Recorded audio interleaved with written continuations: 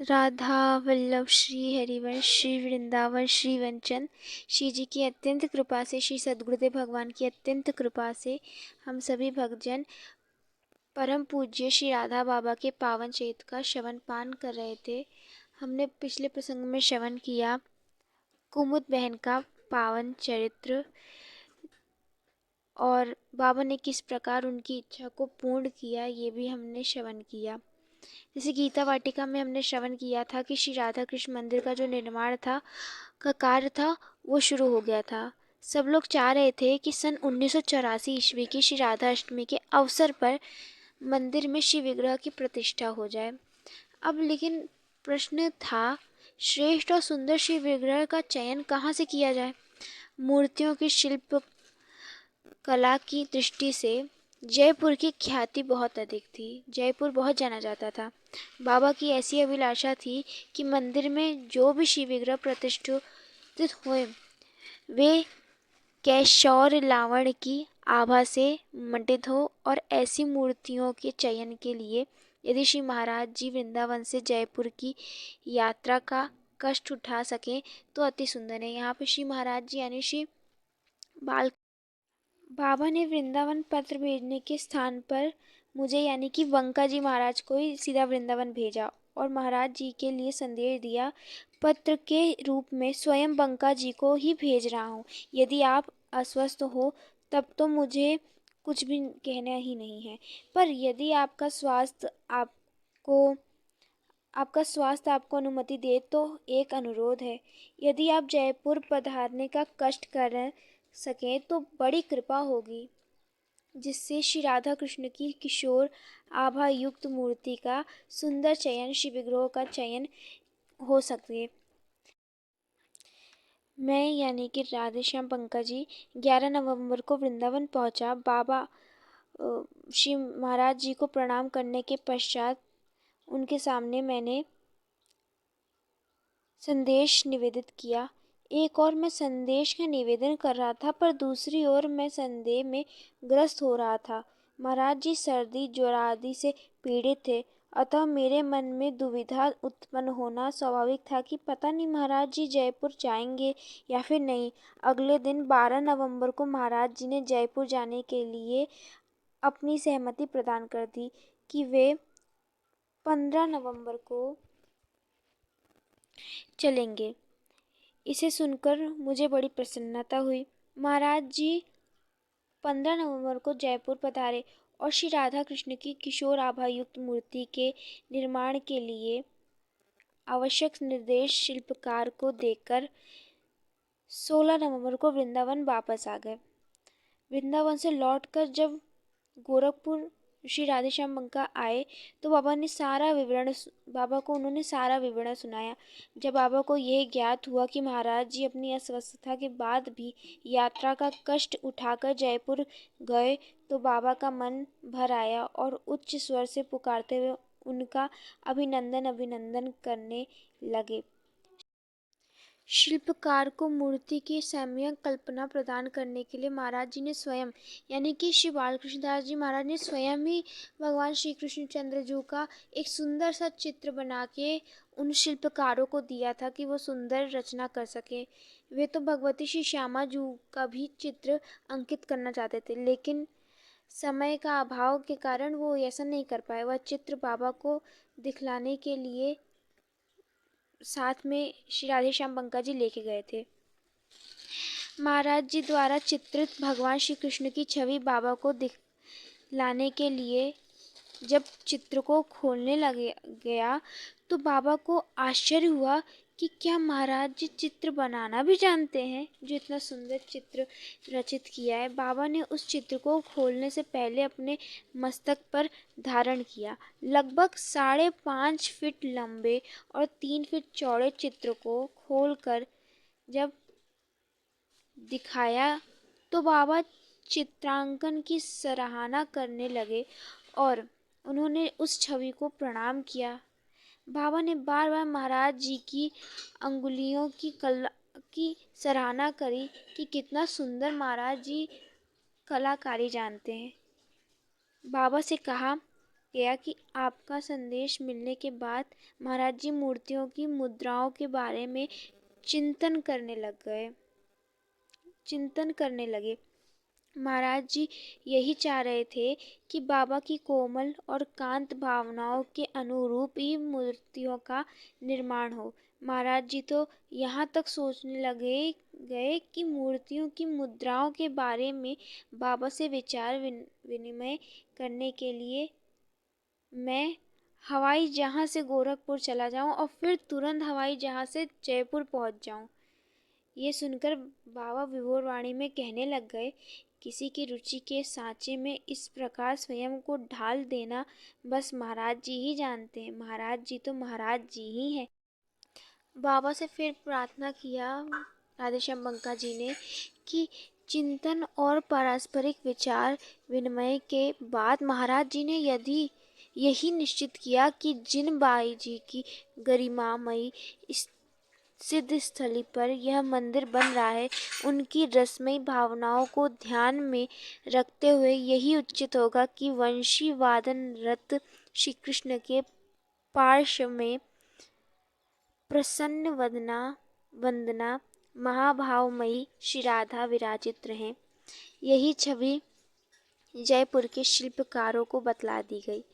बाबा कहने लगे, श्री महाराज जी की आँख पर, उनके मापदंड पर मेरा विश्वास है। मेरे प्रतिनिधि के रूप में श्री महाराज जी जयपुर पधारे थे। उन्होंने जो निर्णय दिया वो मेरा ही है। श्री हलदर खष्टी 29 अगस्त 1983 के बाद से बाबा की जो स्थिति थी स्वास्थ्य की, वो बिगड़ने लग गई थी, गिरने लग गई थी। जुकाम बिगड़ गया और ज्वर होने लगा। शरीर में दुर्बलता तो थी ही पहले से बाबा के। इस विषम परिस्थिति में प्राकृतिक चिकित्सा के परामर्श के अनुसार बाबा ने कई दिनों तक उपवास कर डाला। दुर्बलता में और भी दुर्बलता बढ़ गई और स्थिति गंभीरतर हो उठी। फेफड़ों में बहुत कफ जम गई थी। कफ के साथ साथ वात और पित्त भी प्रकोपित हो उठा। तीव्र उदर शूल और खांसी से एक क्षण चैन नहीं मिल पाता था। रात बैठे बैठे निकलती थी, कभी बैठना और कभी लेटना।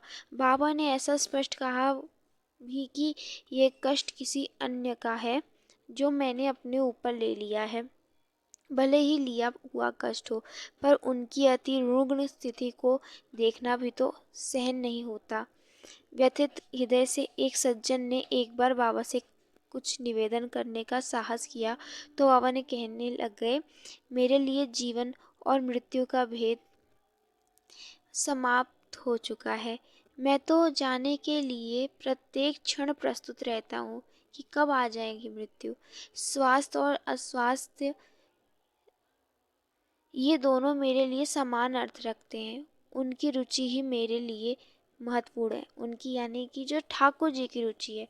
ऐसी स्थिति में भी प्रतिदिन गिरिराज जी की परिक्रमा करने के नियम का निर्वाह केवल इस रूप में हो पाता था कि बाबा को कुर्सी पर बैठा करके कभी एक अथवा कभी 2 या फिर 3 परिक्रमा करवा दी जाती।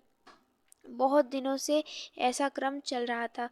इतना कष्ट होने के बाद भी कुर्सी पर बैठे हुए बाबा जब परिक्रमा में आते थे तो पद गायन रत हरिवल्लभ जी के साथ 1-2 बार आलापचारी करते थे, उनके साथ आलाप भरते थे। कई बार बाबा निर्देश भी करते कि अमुक लीला पद का गायन करिए। हरिवल्लभ जी जब उस लीला पद का गायन करते तो उस समय बाबा की वह सरसता, सजलता, विनम्रता दर्शनीय होती थी, देखने योग्य होती थी। इस भाव दशा को देखकर महाराज जी तो विभोर हो उठे थे। एक ओर तो शरीर से अतीत ये भाव दशा और दूसरी ओर तो शरीर की वो रूढ़ अवस्था। एक जगह तो बाबा अपने भाव अवस्था में, लेकिन एक जगह तो बाबा का जो शरीर है वो बहुत कष्ट में, एक विचित्र विरोधाभास देखने को मिल रहा था। महाराज जी तो उनके बारे में कहते थे, यदि कोई अन्य साधारण प्राणी होता तो वह रूढ़तावस्था में शैया पर लेटा ही रहता, उससे उठ ही नहीं पाता। क्रमश रोहता ने और अधिक भीषण रूप धारण किया। अधिक ज्वर हो जाने से 2-3 दिन बेहोशी सी रही। डॉक्टरों ने निराश भरे स्वर में कह दिया कि किसी भी क्षण कुछ भी घटित हो सकता है, यानी कि डॉक्टर ये कह रहा था। इस वर्ष श्री राधा अष्टमी महोत्सव 14 सितंबर को था। सदा की भांति इस वर्ष भी श्री राधा अष्टमी महोत्सव सानंद संपन्न हुआ, यानी कि बड़े आनंद के साथ ही मनाया गया। उत्सव के समय भी बाबा और माँ दोनों ही अस्वस्थ थे। बाबा की अस्वस्थता के ने तो अति भीषण रूप उत्सव के बाद धारण कर लिया था। उनकी अस्वस्थता से सारी गीता वाटिका विकल हो रही थी कि बाबा कितने अस्वस्थ हैं। महाराज जी जो उत्सव के निमित्त से यहाँ पधारे थे, वे भी आतुर मन से क्षण क्षण पर बाबा के बारे में पूछते रहते थे कि बाबा कैसे, बाबा कैसे। एक श्रद्धालु बहन ने विकलता भरी वाणी में बाबा से अवसर पाकर कहा, आप अपना यह कष्ट मुझको दे दीजिए। बाबा ने कहा, हर एक के बस की बात यह नहीं होती। किसी दूसरे का कष्ट एक सिद्ध संत ही ले सकता है। 21 सितंबर की शाम को मेडिकल कॉलेज के डॉक्टर गुप्ता जी बाबा को देखने के लिए आए। प्रणाम करके गुप्ता जी बाबा के पास बैठ गए। पास में और भी कई लोग बैठे हुए थे। डॉक्टर गुप्ता जी को देखकर बाबा ने सरचर्चा आरंभ कर दी। बाबा ने कहा, जब जीव भगवान की ओर उन्मुख होता है, उसी क्षण उसके दिव्य जीवन की यात्रा का शुभारंभ होता है।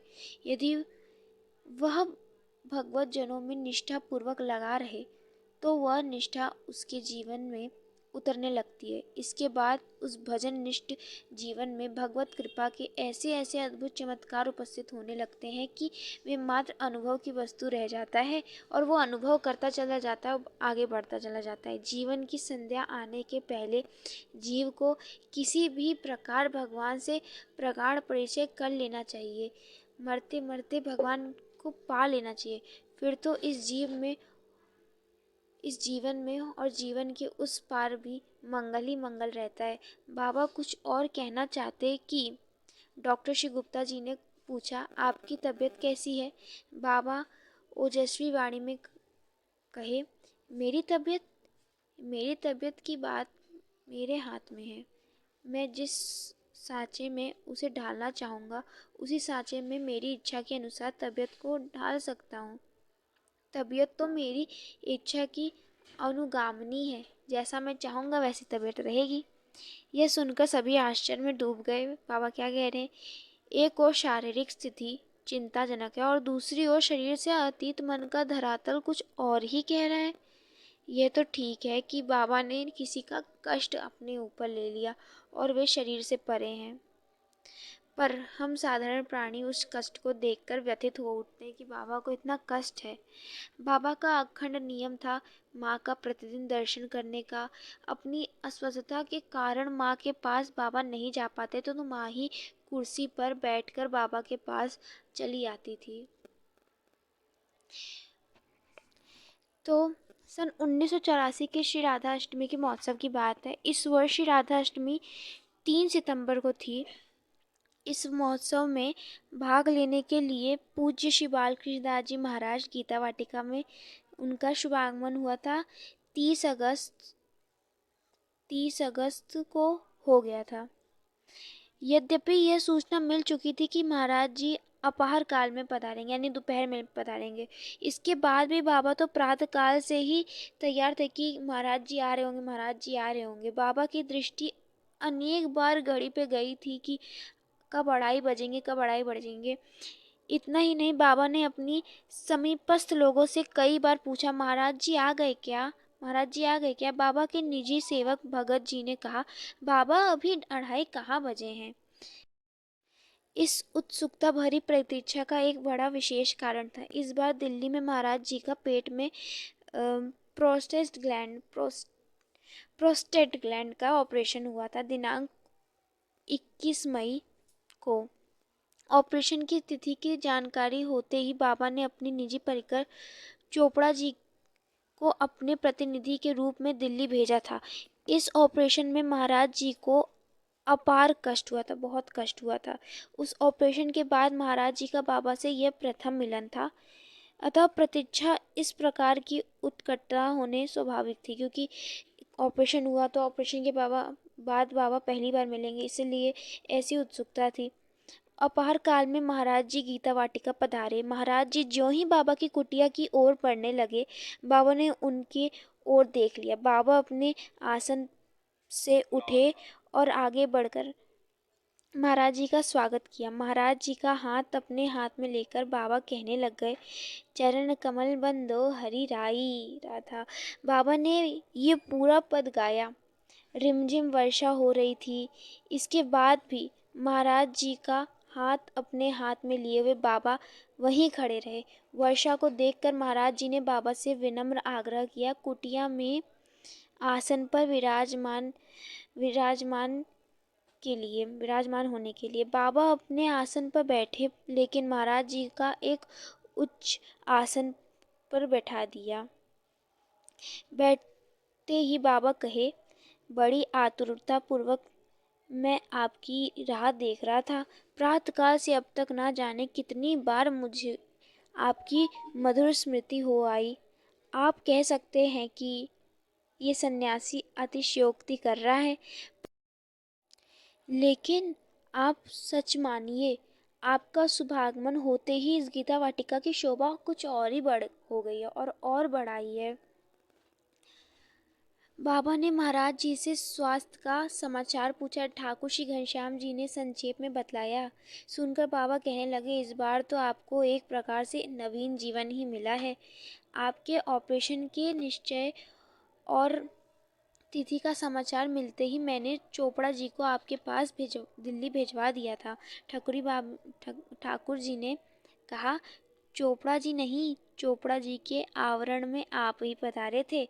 बाबा कहने लग गए, विगत 1.5 मास में से मेरा शरीर विशेष रूप से अस्वस्थ चल रहा है। श्री गिरिराज जी की परिक्रमा भी केवल 5 ही लगा पाता हूँ, और वह भी कुर्सी पर बैठकर। इन दिनों अत्यंतिक दुर्बलता होती जा रही है, पर अब दुर्बलता कहाँ, आपके पधारते ही उल्लास और उत्साह लहराने लगा। बाबा और महाराज जी के बीच और भी बातें होने लग गई। बातचीत के बीच में बाबा ने कहा, जब कभी रात के 1-2 बजे मेरी नींद टूट जाती है और श्री पोद्दार जी महाराज की सामने वाली समाधि को एकटक देखता रहता हूँ, तो उस समय विचित्र प्रकार की अनुभूतियाँ होने लगती है। उस समय निपट एकांत होता है। मेरे पास कोई नहीं रहता, जिससे किसी प्रकार के व्यवधान भी नहीं रहता। उन एकांत और शांत क्षणों में समाधि का और उसके आसपास के स्थान का जो दिव्य स्वरूप मेरे दृष्टिपथ पर आता है, उसके बारे में मैं क्या ही बतलाऊं। वह दृश्य जागतिक स्तर का होता ही नहीं, वह तो होता है सर्वथा दिव्य, सर्वथा अनुपम। बातचीत के बाद बाबा स्वयं ही महाराज जी के साथ साथ गए कुटिया तक, जहाँ श्री महाराज जी के निवास स्थान की व्यवस्था थी। वर्षा के कारण राह में फिसलने का डर था, अतः बड़ा संभल संभल कर चला जा रहा था। कुटिया में पहुंचकर बाबा ने उस पलंग को प्रणाम किया जिस पर श्री महाराज जी विश्राम करते थे। उस आसन पर महाराज जी को बैठा करके बाबा अपनी कुटिया पर वापस आए। 30 अगस्त को चतुर्थी तिथि के दिन श्री गणपति पूजा और 1 सितंबर को षष्ठी तिथि के दिन श्री ललिता जन्मोत्सव, सितंबर और 3 सितंबर को अष्टमी तिथि के दिन श्री राधा जन्मोत्सव और 4 सितंबर को नवमी तिथि के दिन दधिकर्द महोत्सव और 5 सितंबर को दशमी तिथि के दिन श्री पोद्दार जी महाराज का भाव अर्चना दिवस और फिर 8 सितंबर को त्रयोदशी तिथि के दिन षष्ठी दिवसोत्सव बड़े आनंद के साथ मनाया गया। वृंदावन से श्री श्री राम जी फतेह कृष्ण जी की रास मंडली 30 अगस्त को यहाँ आ गई थी और पंडाल में रासलीला 31 अगस्त को आरंभ हो गई थी और सब उस रासलीला का खूब आनंद ले रहे थे। इस वर्ष यहाँ जो श्री राधा महोत्सव बनाया गया, जन्मोत्सव मनाया गया, उसकी सबसे बड़ी और सबसे महत्वपूर्ण बात यही थी कि बाबा इस वर्ष उत्सव के पंडाल में भी पधारे थे। भाई जी सन 1971 के मार्च मास में नित्य लीला में श्री जी के चले गए थे। इसके पहले सन 1970 ईस्वी में भाई जी के साथ बाबा श्री राधा अष्टमी उत्सव के पंडाल में आए थे और सन 1970 के बाद फिर कभी नहीं गए। फिर आज 1984 में ये पहला अवसर था जब बाबा पंडाल में आए। अष्टमी तिथि के सुबह सूर्योदय के समय रास मंडली के द्वारा श्री निमाई निताई मिलन लीला का प्रस्तुत किया गया। महाराज जी के साथ साथ बाबा पंडाल पधारे और अब जब तक लीला होती रही वे लीला का दर्शन करते रहे। लीला संपन्न हो जाने के बाद बाबा प्रसूति गृह का दर्शन किए। ये वही प्रसूति गृह है जहाँ मध्याह्न के समय भगवती श्री राधा के प्रादुर्भाव के उपरांत नीराजन अर्चन संबंधी विस्तृत पूजन कृत्य संपन्न होते हैं। इसके बाद बाबा ने मंच पर सजाई गई झांकी का दर्शन किया और इसके बाद प्रभात फेरी आरंभ हो गई। प्रभात फेरी में बाबा और महाराज जी साथ साथ चल रहे थे। बाबा को अपने बीच में देखकर प्रभात फेरी में जो जो जन भाग लिए थे उनकी तो आनंद की सीमा ही ना पूछो। सब के सब आनंद में थे और यहाँ पे लोग जो थे, जो भक्तजन थे, वो एक दूसरे को देख के तो और आनंद में हो रहे थे। बाबा और महाराज जी को साथ लिए लिए प्रभात फेरी हो रही थी। प्रभात फेरी के बाद श्री गिरिराज जी परिक्रमा का कार्यक्रम संपन्न हुआ और इसके बाद जो अन्य कार्यक्रम थे उस दिवस के वो सब संपन्न हुआ और इसके बाद जो भी कार्यक्रम हुए वे सभी इतने भावोद्दीपक थे कि उसका वर्णन संभव ही नहीं हो पा रहा है। ऐसा लगता है मानो बीज मंत्र से अभिमंत्रित करके सभी कार्यक्रमों का जगा दिया गया है। भाव जगा देने में समर्थ इन चैतन्य कार्यक्रम का प्रभाव ऐसा था कि मन जागतिक धरातल से सर्वथा दूर जाकर रस सिंधु की लहरों में लहराने लगता था। दोपहर के समय, मध्याह्न के समय 11:56 पर भगवती श्री राधा का आविर्भाव होते ही माँ ने नीराजन किया। माँ के कर पल्लव पर सुशोभित हो रहा था आरती का थाल और उस आरती के थाल में प्रज्वलित थी 11 वार्तिकाएं। माँ के पास खड़ी हुई बाई सावित्रीबाई फुलगा पुष्पों की वर्षा कर रही थी। विपुल पुष्प वर्षा और उच्च घंटा शंख नाद के मध्य आरती श्री बृषभानु दुलारी की हो रही थी। आरती श्री बृषभानु लली की का मधुर गायन चल रहा था। फिर निराजन के बाद महाराज जी ने श्री राधा सुधा निधि जी के श्लोकों से स्तुति गान किया। इसके बाद ठाकुर श्री घनश्याम जी ने गाया महाराज पूरन प्रगट्यो आनी। इस पद के बाद दूसरा पद गाया गया चलो वृषभानु गोप के द्वार। पद के गायन में साथ दे रहे थे श्री हरिवल्लभ जी, श्री राम जी और श्री फतेह कृष्ण जी। इन दोनों पदों के गायन में संभवतः पौना घंटा लग गया होगा। इन पदों का गायन करते समय वे ठाकुर जी नहीं थे जो कोई रंग भरी रसमयी, जो प्रतिदिन हम लोगों के साथ उठते बैठते थे और हिलते मिलते थे। उनको कलेवर में कोई रंग भरी रसमयी प्रतिपगी ब्रजांगना समा गई थी और वह ब्रजांगना वो बड़े भाव से उमंगपूर्वक प्रसाद स्वर में गा रही थी। उन मांगलिक पदों को उनके कंठ के माध्यम से वह उमंग सारे वातावरण पर छाई हुई थी। वातावरण का मादक प्रभाव ऐसा था कि सभी भाव में भरे जा रहे थे। इतना ही कहा जा सकता है कि इस वर्ष का उत्सव रहा बड़ा सुंदर, अति सुंदर, सुंदर से सुंदर, सुंदराति सुंदर।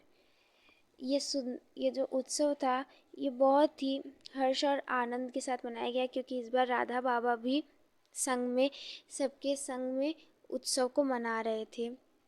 श्री जी की कृपा से आज के प्रसंगों को यहीं पे विश्राम देते हैं। लाडली जी की अत्यंत कृपा से आगे के प्रसंगों को हम कल के प्रसंग में श्रवण करेंगे। श्री जी की कृपा से अब यहीं विश्राम देते हैं। तब तक के लिए आप सभी भक्तों को राधा वल्लभ श्री हरिवंश श्री वृंदावन श्री वंचन